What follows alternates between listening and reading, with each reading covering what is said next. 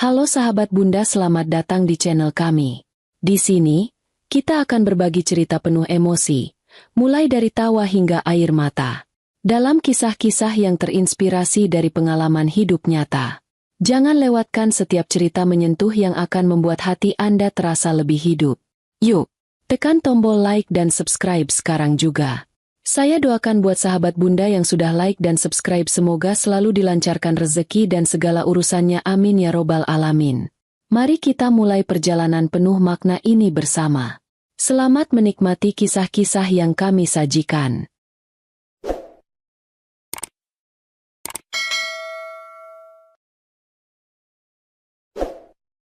Lina memandang keluar jendela kantornya yang luas, mencoba mengalihkan pikirannya dari perasaan gusar yang terus menghantuinya. Kota yang sibuk di bawahnya terlihat penuh dengan kehidupan, penuh dengan orang-orang yang mengejar impian mereka. Namun, kehidupan Lina sendiri terasa semakin kosong. Sebagai seorang manajer keuangan di perusahaan besar, Lina dikenal sebagai sosok yang tangguh dan cerdas. Dia disegani di kantor karena kemampuan analisisnya yang tajam dan ketenangannya dalam situasi sulit. Di luar pekerjaannya, Lina adalah istri dari Anton, pria yang pernah dia anggap sebagai cinta sejatinya. Namun, pernikahan yang awalnya dia impikan sebagai kebahagiaan abadi, kini berubah menjadi luka yang semakin dalam. Anton adalah pria yang dulu berhasil mencuri hati Lina dengan pesona dan kata-katanya yang penuh keyakinan. Mereka bertemu di sebuah seminar motivasi, di mana Anton menjadi salah satu pembicara muda yang menginspirasi. Saat itu, Anton berbicara tentang pentingnya mengejar mimpi dan menjalani hidup dengan passion. Lina terkesan dengan karismanya dan mereka mulai menjalin hubungan yang terasa seperti dongeng. Setelah 5 tahun berpacaran, mereka menikah dalam sebuah pesta sederhana namun penuh cinta. Lina yakin bahwa Anton adalah pria yang akan mendukungnya dalam suka dan duka. Namun, keyakinannya itu mulai goyah setelah mereka menikah. Awalnya, Anton masih bekerja sebagai konsultan freelance di bidang pemasaran. Namun, beberapa bulan setelah menikah, Anton memutuskan untuk berhenti. "Aku ingin mencari sesuatu yang lebih sesuai dengan passionku," katanya dengan senyum penuh percaya diri. Lina, yang saat itu sedang dimabuk cinta, mendukung keputusan Anton. Dia bahkan menawarkan bantuan finansial sementara sampai Anton menemukan pekerjaan yang sesuai. Namun, bulan demi bulan berlalu, dan Anton tidak menunjukkan usaha yang serius untuk mendapatkan pekerjaan. Dia justru semakin sering menghabiskan waktu di rumah, bermain game online, atau keluar nongkrong bersama teman-temannya. Setiap kali Lina menanyakan rencana ke depannya, Anton selalu punya alasan. "Pasar kerja sedang sulit," atau "aku butuh waktu untuk menyusun ide bisnis." Pada awalnya, Lina mencoba memahami. Dia percaya bahwa Anton adalah pria yang cerdas dan penuh ambisi. Namun, keyakinannya mulai luntur ketika Anton mulai meminta uang dengan alasan yang tidak masuk akal. "Sayang, aku butuh sedikit modal untuk bisnis kecil-kecilan," katanya suatu malam. Lina, yang saat itu baru saja pulang kerja dan kelelahan, mengiyakan dengan enggan. "Tapi pastikan ini benar-benar kamu seriuskan." "Ya," katanya. Namun, Lina segera menyadari bahwa Anton tidak benar-benar serius. Uang yang dia berikan tidak pernah digunakan untuk bisnis. Sebaliknya, Anton semakin sering meminta uang, bahkan untuk kebutuhan pribadinya seperti membeli barang-barang yang tidak penting. Dia bahkan pernah meminjam uang Lina untuk membantu teman-temannya tanpa berdiskusi lebih dulu. Suatu malam, Lina mendapati rekening tabungannya berkurang drastis. Ketika dia menanyakan hal ini kepada Anton, pria itu hanya menjawab santai, "Aku pakai untuk traktir teman-teman. Mereka kan sering bantu aku dulu." "Anton, itu uang yang aku kumpulkan dari kerja keras. Kamu nggak bisa sembarangan pakai tanpa izin." Lina hampir menangis karena frustrasi. "Tenang aja, aku pasti balikin. Kamu kan gajinya besar," jawab Anton dengan nada meremehkan. Kata-kata itu menusuk hati Lina. Apakah Anton benar-benar melihatnya hanya sebagai sumber uang? Namun, Lina tidak ingin menyerah begitu saja. Dia yakin bahwa pernikahan membutuhkan pengorbanan dan komitmen. Dia mencoba membicarakan masalah ini dengan Anton, berharap pria itu mau berubah. Tetapi, Anton selalu mengelak. Dia menyalahkan keadaan, pasar kerja, bahkan Lina karena terlalu sering menuntut. Kamu ini terlalu perfeksionis.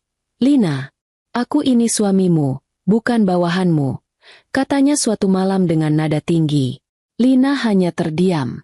Bagaimana dia bisa membalas ketika pria yang dulu dia cintai kini berbicara seperti orang asing?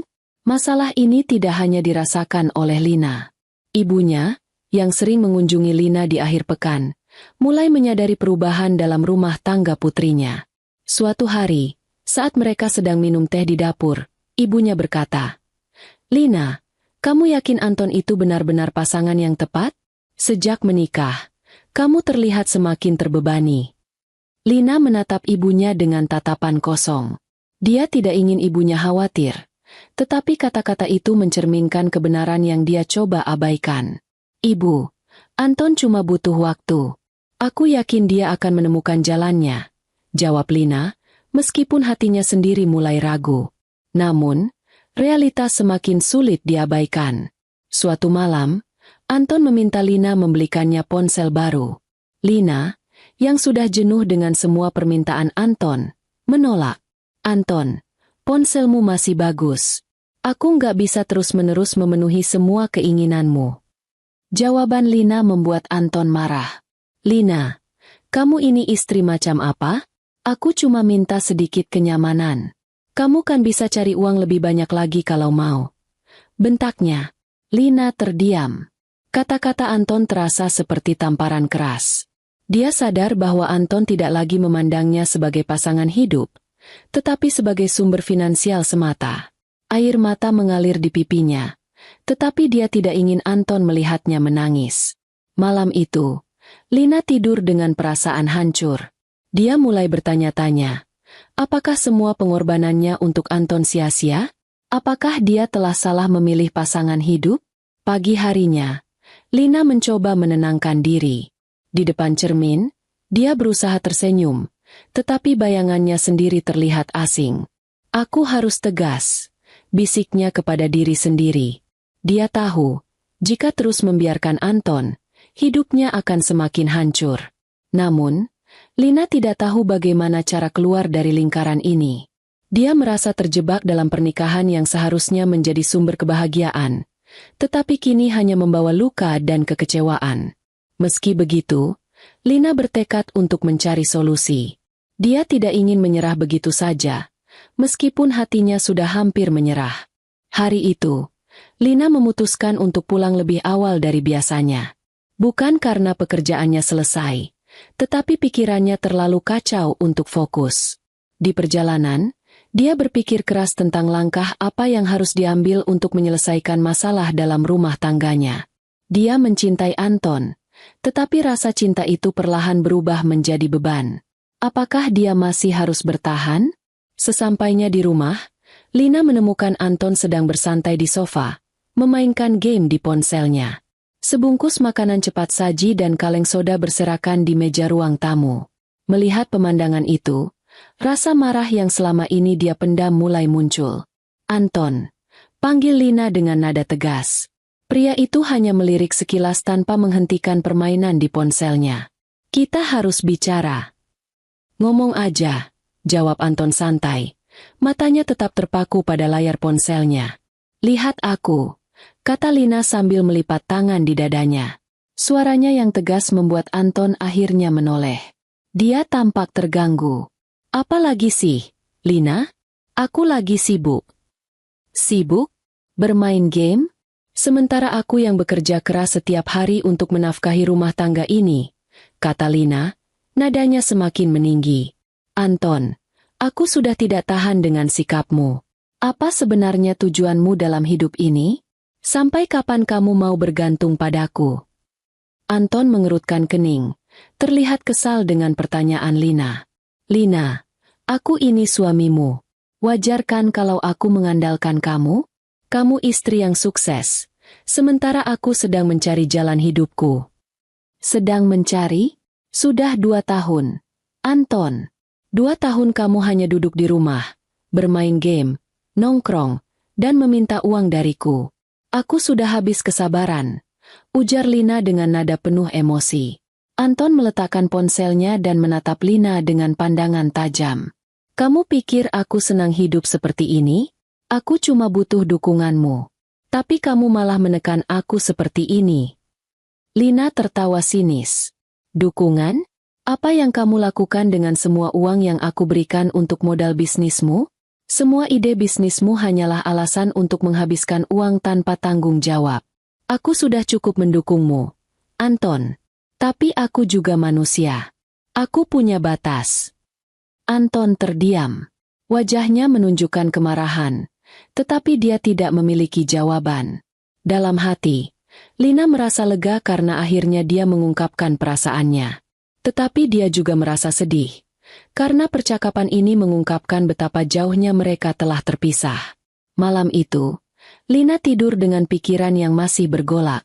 Dia merasa harus mengambil tindakan tegas, tetapi hati kecilnya masih berharap Anton akan berubah. Namun, harapan itu semakin memudar ketika keesokan harinya, Lina menemukan sesuatu yang membuatnya marah sekaligus kecewa. Saat Lina sedang membereskan ruang tamu, dia menemukan sebuah slip transfer di antara tumpukan kertas. Nama pengirimnya adalah dirinya sendiri, tetapi dia tidak pernah merasa melakukan transaksi itu. Setelah dia teliti, ternyata Anton telah menggunakan akun banknya untuk mentransfer sejumlah uang ke salah satu temannya. Jumlahnya tidak kecil, cukup untuk membayar uang muka mobil. Lina merasa tubuhnya bergetar karena emosi. Dia langsung menelepon Anton, yang sedang berada di luar rumah. Anton, kamu pakai uangku untuk apa? Aku baru saja menemukan slip transfer ke temanmu. Itu uang hasil kerja kerasku, seru Lina dengan nada tajam. Tenang, Lina. Itu cuma aku pinjam sebentar. Temanku butuh uang mendesak, dan aku janji dia akan bayar kembali. Jawab Anton dengan nada santai, seolah itu bukan masalah besar. Kamu tidak pernah meminta izinku, teriak Lina. Ini sudah keterlaluan. Anton, aku lelah dengan sikapmu yang tidak pernah menghargai aku. Anton mendesah panjang. Lina, aku suamimu. Kita ini satu keluarga. Uangmu adalah uang kita. Kenapa kamu ribet sekali? Karena kamu tidak pernah berkontribusi.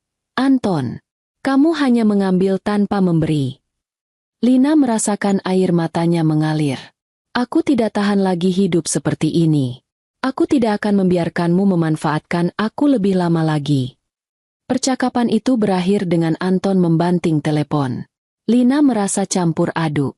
Dia tahu, jika terus membiarkan Anton, hidupnya hanya akan semakin berat. Dia harus membuat keputusan untuk dirinya sendiri.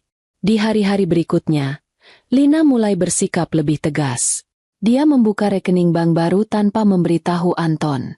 Semua gajinya kini dia masukkan ke rekening itu, meninggalkan rekening lamanya hanya dengan jumlah yang cukup untuk kebutuhan sehari-hari. Dia juga mulai membatasi pengeluaran untuk Anton. Tentu saja, perubahan ini tidak berjalan mulus. Anton mulai menyadari bahwa Lina tidak lagi memberinya uang seperti dulu. Dia sering mengeluh, bahkan marah, tetapi Lina tetap pada pendiriannya.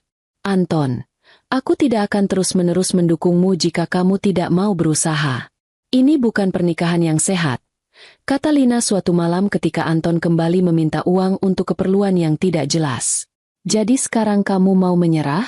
Kamu mau meninggalkan aku karena aku tidak punya uang? Balas Anton dengan nada sinis. Bukan itu masalahnya. Anton, aku hanya ingin kamu berubah. Aku ingin kamu menjadi suami yang bertanggung jawab, bukan seseorang yang hanya bergantung padaku, jawab Lina dengan suara gemetar. Namun, dalam hati Lina tahu bahwa harapannya untuk perubahan Anton semakin kecil. Pria itu terlalu nyaman dengan situasi yang ada, dan tidak ada motivasi untuk mengubah dirinya. Suatu malam, Lina pulang larut karena pekerjaan tambahan di kantor.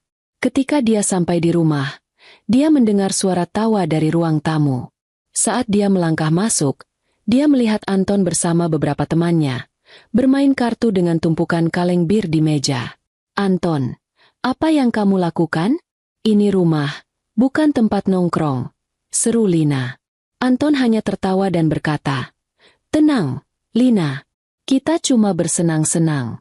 Kamu kan capek kerja, jadi aku bikin suasana rumah lebih santai." Lina tidak bisa lagi menahan emosinya. "Keluar kalian semua. Sekarang juga." Dia menunjuk pintu dengan tegas, dan teman-teman Anton, yang merasa malu, segera pergi. Setelah semua orang pergi, Lina menatap Anton dengan mata berkaca-kaca. "Anton, ini terakhir kalinya. Jika kamu tidak berubah, aku akan pergi. Aku sudah lelah." Anton hanya diam. Wajahnya menunjukkan sedikit rasa bersalah, tetapi dia tidak mengatakan apa-apa. Lina tahu, waktunya sudah hampir tiba. Dia harus memilih antara mempertahankan pernikahan yang penuh luka, atau mencari kebahagiaan untuk dirinya sendiri. Sejak insiden Lina mengusir teman-temannya dari rumah, Anton menunjukkan perubahan drastis. Dia mulai bangun lebih pagi, menyiapkan sarapan untuk Lina, dan bahkan membantu pekerjaan rumah.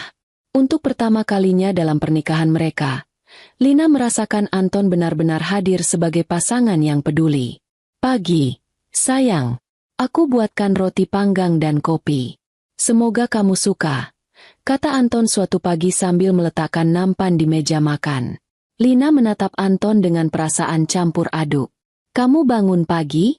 Biasanya kamu tidur sampai siang." Anton tersenyum kecil. "Aku sadar aku selama ini terlalu banyak bergantung padamu. Aku ingin mulai berubah. Aku ingin kita bisa lebih bahagia, Lina." Lina merasakan kehangatan menyelimuti hatinya. Meski ada sedikit keraguan, dia ingin percaya bahwa Anton benar-benar berniat memperbaiki diri.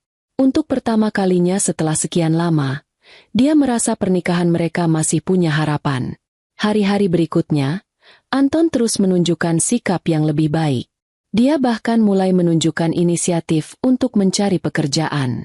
Suatu malam, dia menunjukkan daftar lowongan kerja yang telah dia temukan di internet. "Sayang, aku sudah melamar di beberapa perusahaan. Aku juga sedang menunggu panggilan wawancara," kata Anton dengan nada antusias. "Benarkah? Aku senang mendengarnya," kata Lina sambil tersenyum. "Jika kamu butuh bantuan atau saran, beritahu aku." Anton mengangguk. "Tentu, Lina. Aku sangat menghargai dukunganmu." Anton juga menjadi lebih perhatian terhadap Lina. Ketika Lina pulang kerja, dia selalu menyambutnya dengan pelukan dan pertanyaan tentang hari-harinya. Dia sering mengirim pesan singkat selama jam kerja Lina, sekadar untuk mengingatkan Lina agar makan siang atau memberinya semangat. "Semangat terus ya, sayang. Aku tahu kamu bekerja keras untuk kita. Aku bangga padamu," tulis Anton di salah satu pesannya. Pesan-pesan itu membuat Lina merasa dihargai. Beban yang selama ini dia rasakan perlahan mulai berkurang.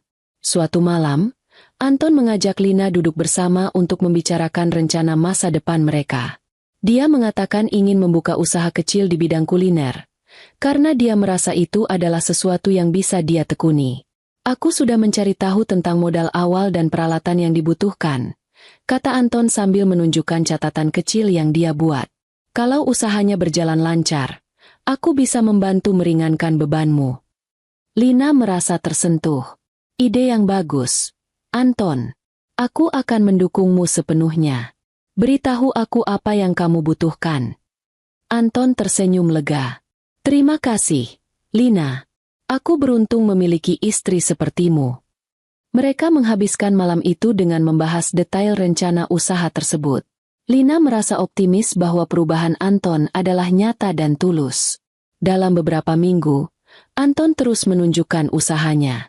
Dia pergi ke beberapa toko untuk mencari informasi tentang peralatan usaha dan bahkan mulai melakukan riset kecil-kecilan tentang resep dan strategi pemasaran. Lina yang melihat Anton begitu giat merasa semakin yakin bahwa perubahan suaminya adalah awal dari kehidupan baru yang lebih baik. "Sayang, aku pikir kita harus mulai dari sesuatu yang kecil dulu, seperti menjual makanan lewat aplikasi daring," saran Lina suatu malam. "Itu ide bagus," jawab Anton. "Aku senang kita bisa bekerja sama untuk mewujudkan ini." Lina merasa lega dan bahagia. Dia yakin bahwa pernikahannya masih memiliki harapan.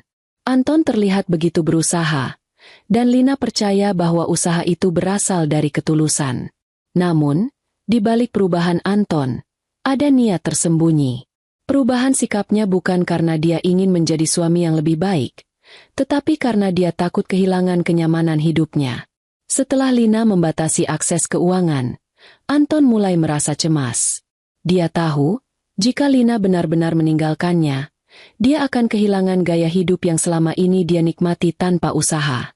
Aku harus memastikan Lina tetap percaya padaku, gumam Anton kepada dirinya sendiri suatu malam.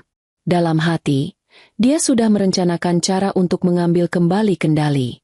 Anton mulai meminta uang dengan alasan yang lebih halus. Dia mengatakan butuh uang untuk melakukan riset pasar. Lina, yang merasa Anton sedang berusaha, memberikan uang itu tanpa banyak pertanyaan. Aku yakin ini hanya sementara. Sayang, aku akan segera sukses, kata Anton sambil memegang tangan Lina. Pagi itu, Anton bangun lebih awal dan tampak bersemangat. Dia menyiapkan sarapan seperti biasa sebelum berbicara pada Lina yang sedang bersiap-siap untuk bekerja. Sayang, aku ingin pergi ke pusat kota hari ini untuk melakukan riset pasar.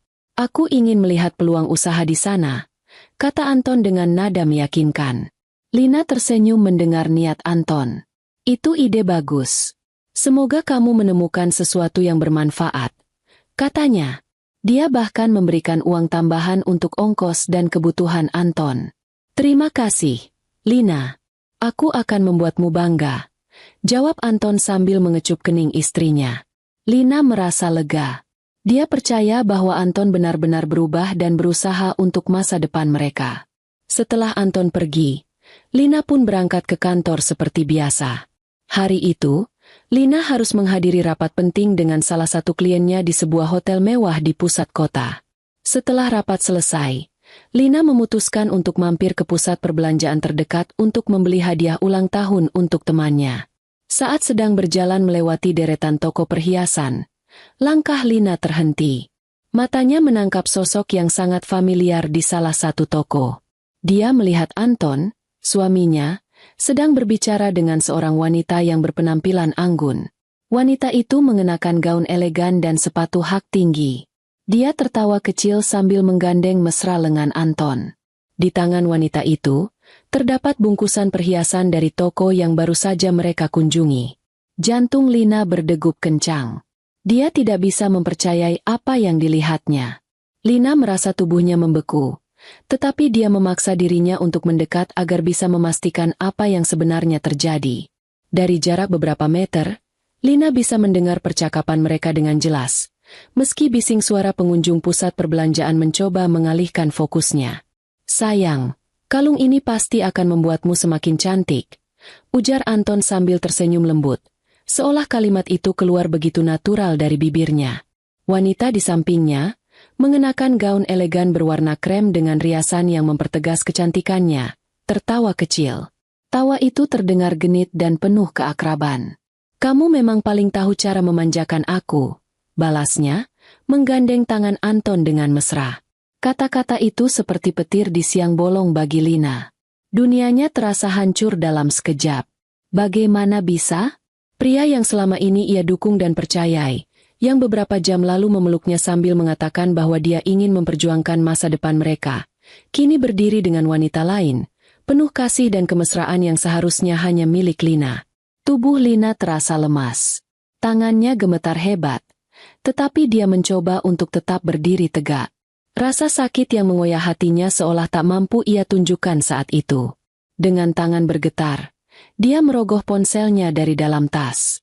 Butuh beberapa detik baginya untuk menenangkan diri dan memastikan kamera ponselnya tidak goyah. Dia mengarahkan kamera ke arah mereka, merekam momen itu sebagai bukti.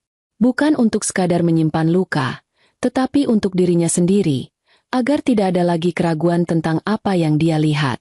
Suaminya, Anton, telah mengkhianatinya. Setelah mengambil cukup bukti, Lina memberanikan diri mendekati mereka. Setiap langkah terasa berat, seakan ada ribuan beban yang menahan kakinya. Namun, Hatinya yang dipenuhi kemarahan dan kekecewaan mendorongnya untuk terus maju. "Anton?" Suaranya memecah suasana, terdengar dingin dan tegas, membuat Anton dan wanita itu terkejut. Keduanya spontan menoleh ke arahnya. Anton tampak seperti melihat hantu. Matanya membelalak, dan wajahnya pucat. "Elina, apa yang kamu lakukan di sini?" Tanyanya dengan suara yang bergetar. Dia tampak jelas kehilangan kendali atas situasi. Lina berhenti tepat di depan mereka. Tatapannya tajam, penuh luka yang tertahan. "Aku yang seharusnya bertanya, Anton, apa yang kamu lakukan di sini? Bukankah kamu bilang sedang melakukan riset pasar?" Wanita di samping Anton tampak bingung. Dia melepaskan tangannya dari lengan Anton dengan ragu, melihat Lina dan Anton bergantian. "Maaf, aku tidak tahu kalau dia sudah menikah," katanya dengan nada panik, sebelum buru-buru melangkah pergi, meninggalkan mereka berdua. Namun, Lina tak membiarkannya pergi begitu saja. Dengan suara lantang, ia memanggil wanita itu. "Tunggu dulu, Mbak." Wanita itu berhenti dengan ragu, menoleh ke arah Lina. "Dengar baik-baik," kata Lina. Nadanya tajam dan menusuk. "Silakan ambil sampah ini, Mbak. Aku tidak butuh dia lagi. Tapi aku ingin Mbak tahu, pria ini, yang Mbak pikir hebat, selama ini hidup dari kerja kerasku. Dia tidak lebih dari seorang benalu." Wanita itu membelalak. Wajahnya berubah merah karena malu, tetapi ia tidak berkata apa-apa lagi. Dia hanya berbalik dan pergi secepat mungkin, meninggalkan Lina dan Anton. Anton mencoba meraih tangan Lina, tetapi dia menepisnya dengan kasar. "Jangan sentuh aku," ucap Lina dengan suara bergetar. Dia mencoba menahan air matanya, tetapi rasa sakit itu terlalu dalam untuk disembunyikan. "Lina, biarkan aku menjelaskan. Ini semua tidak seperti yang kamu pikirkan," kata Anton terbata-bata, mencari kata-kata yang bisa meredakan situasi. "Jelaskan apa, Anton? Bahwa kamu memanggil wanita lain, sayang? Bahwa kamu memilihkan perhiasan untuknya? Apa bagian dari ini yang tidak seperti yang aku pikirkan?" Lina menatapnya dengan mata yang kini penuh air mata. Anton menghela napas dalam, berusaha tetap tenang meski jelas ia terpojok. "Dia hanya teman, Lina. Aku tidak punya hubungan apa-apa dengannya. Aku hanya membantunya memilih hadiah." "Teman?" Lina hampir tertawa mendengar alasan itu. "Sejak kapan kamu memanggil teman dengan sebutan, sayang? Sejak kapan teman menggandeng tanganmu seperti itu? Dan selama ini, uang yang aku kasih hanya untuk membelanjakan barang-barang mewah untuk perempuan lain, iya?" Dengan hati yang bergejolak, Lina bergegas meninggalkan pusat perbelanjaan. Tangannya masih gemetar, tetapi langkah kakinya tegas. Ia berjuang menahan tangis yang terasa mengganjal di tenggorokan, meskipun air matanya tetap mengalir tanpa bisa dihentikan. Perasaan marah, kecewa, dan terluka bercampur menjadi satu, membakar setiap langkahnya. Anton dengan tergesa-gesa mengejar Lina dari belakang. "Lina, tunggu. Dengar dulu penjelasanku," teriaknya. Tetapi Lina tidak memperlambat langkah sedikit pun. Suara Anton hanya menjadi bising di telinganya yang sudah dipenuhi dengan kemarahan. Sesampainya di rumah, Lina langsung masuk ke dalam tanpa menoleh ke arah Anton, yang tiba tak lama kemudian. Anton mencoba membuka pintu, tetapi Lina telah menguncinya dari dalam. Ia mengetuk pintu dengan keras. "Lina, buka pintunya. Jangan seperti ini," teriak Anton dengan nada memohon. Namun, Lina tidak peduli. Ia berjalan menuju kamar mereka dengan tatapan kosong yang dipenuhi kemarahan. Begitu tiba di kamar, ia segera mengeluarkan koper dari lemari. Dengan cepat, Lina mulai mengemasi barang-barang milik Anton. Pakaian, sepatu, hingga barang-barang kecil lainnya yang ada di meja.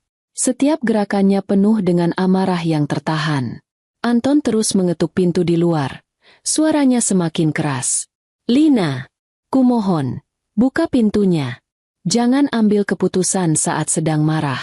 Aku bisa jelaskan semuanya," katanya putus asa. Setelah selesai mengemasi semua barang Anton, Lina menyeret koper itu ke ruang tamu. Dengan tenaga yang masih dipenuhi amarah, ia membuka pintu dan menatap Anton dengan dingin. "Masuk," katanya singkat. Anton, yang tampak lelah karena terus mengetuk, langsung masuk dengan penuh harap. "Lina, dengar aku. Aku benar-benar bisa menjelaskan ini semua," katanya, mencoba meraih tangan Lina. Namun, Lina segera menepis tangan Anton dengan kasar. "Jangan sentuh aku, Anton," teriaknya dengan suara yang gemetar. Ia menunjuk koper yang ada di tengah ruangan. "Itu barang-barangmu. Ambil dan pergilah dari rumah ini sekarang juga." Anton terpana. Wajahnya berubah menjadi pucat. "Lina, apa maksudmu? Kita bisa bicara baik-baik. Aku tahu aku salah, tapi..." "Kau tahu kau salah," potong Lina dengan suara yang meninggi. "Setelah semua yang aku lakukan untukmu, setelah aku menaruh semua kepercayaan kepadamu, kau tega mengkhianatiku? Dan sekarang kau ingin aku duduk dan mendengarkan alasanmu?" "Lina, aku..." Anton mencoba berbicara, tetapi Lina tidak memberinya kesempatan. "Jangan pikir aku bodoh, Anton," katanya dengan nada dingin. "Aku melihat dengan mata kepalaku sendiri, mendengar dengan telingaku sendiri. Kau memanjakan perempuan lain dengan uang hasil kerja kerasku. Kau tahu betapa sakitnya itu."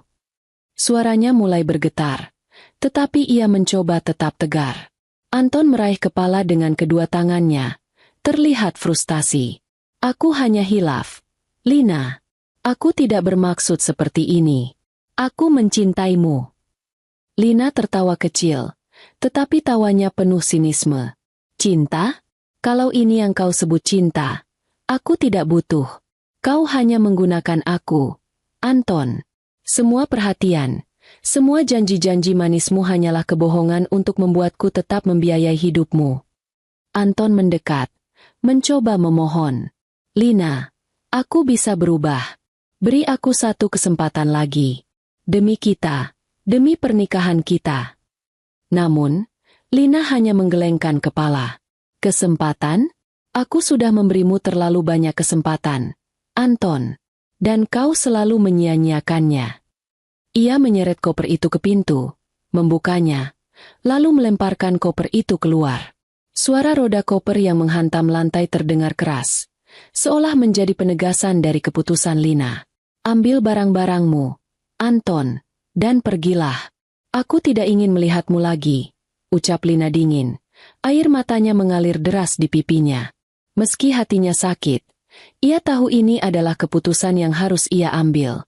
Anton berdiri membeku di tempatnya, seolah tidak percaya dengan apa yang baru saja terjadi. "Lina, aku mohon. Tidak ada lagi yang perlu dibicarakan. Pergi sekarang, atau aku akan memanggil keamanan untuk mengusirmu," kata Lina dengan tegas. Melihat Lina tidak akan berubah pikiran, Anton akhirnya menyerah. Dengan langkah berat, ia mengambil kopernya dan berjalan keluar tanpa mengatakan apa-apa lagi. Lina menutup pintu dengan keras, lalu bersandar di belakangnya. Tangisnya pecah, tetapi ia tahu, ini adalah awal untuk dirinya melanjutkan hidup tanpa Anton. Lina duduk di sebuah ruang kerja yang luas, dikelilingi dinding kaca yang memberikan pemandangan kota yang menakjubkan. Di atas mejanya terdapat berbagai penghargaan yang ia terima dalam beberapa tahun terakhir. Setelah meninggalkan Anton, Lina memutuskan untuk fokus membangun dirinya kembali. Ia mengembangkan bisnisnya hingga kini menjadi salah satu pengusaha sukses yang dihormati banyak orang. Hari-harinya kini diisi dengan kegiatan produktif. Selain mengelola perusahaan, Lina juga aktif dalam kegiatan sosial, membantu wanita lain yang pernah berada di posisi yang sama dengannya. Ia mendirikan sebuah organisasi yang memberikan pelatihan kerja bagi para wanita korban kekerasan dalam rumah tangga dan pengkhianatan. Hidupnya kini terasa lebih bermakna dan penuh kebahagiaan. Lina telah menemukan cinta yang baru. Seorang pria yang menghormati, mencintai, dan mendukungnya tanpa syarat. Bukan seseorang yang bergantung padanya, tetapi seseorang yang berjalan sejajar, menjadi pasangan sejati dalam setiap langkah hidupnya. Senyumnya kini lebih tulus, hatinya lebih tenang, dan kehidupannya lebih damai. Di bawah jembatan yang kumuh, seorang pria duduk dengan wajah kotor dan pakaian compang-camping. Anton, yang dulu hidup bergelimang kenyamanan dari hasil kerja Lina, kini hidup dalam keterpurukan. Setelah Lina mengusirnya, ia mencoba mengandalkan pesona dan kebohongannya untuk mencari tumpangan baru. Namun, kebiasaan buruknya membuat semua orang yang mencoba membantunya pergi satu persatu. Anton tidak mampu mempertahankan pekerjaan apapun karena tidak memiliki keahlian yang memadai. Ia berpindah-pindah tempat, hidup dari belas kasihan orang-orang yang lewat.